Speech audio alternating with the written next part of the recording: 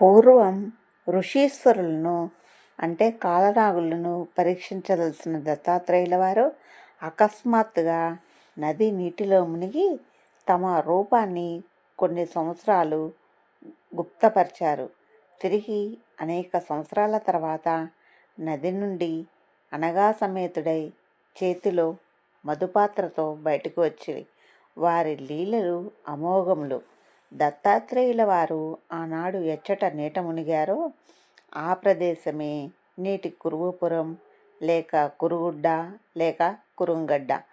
కురుమహారాజుకు జ్ఞానోపదేశం జరిగిన ప్రాంతమే ఈ కురువపురం అనడి పవిత్ర స్థలము. ఈ కురువపురం యొక్క మహత్యంను వర్ణించుటకు ఆదిశేషునికైనను వీలు కాదు. ఇక్కడ శ్రీపాద శ్రీవల్లభులు జల సమాధిలో ఉండగా ఇచ్చటనే కాలనాగులు యోగ సమాధిలో ఉన్నవి. ఈ ఆలయం గురించి ఎంత చెప్పినా తక్కువే.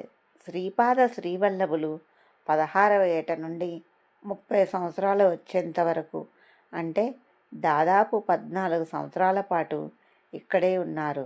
ఇక్కడ వారు ఒక మహాయోగి ఆచరించవలసిన అన్ని విధి విధానాలను ఆచరించి అనేక మంది మహాయోగులకే ఆదర్శంగా నిలిచారు.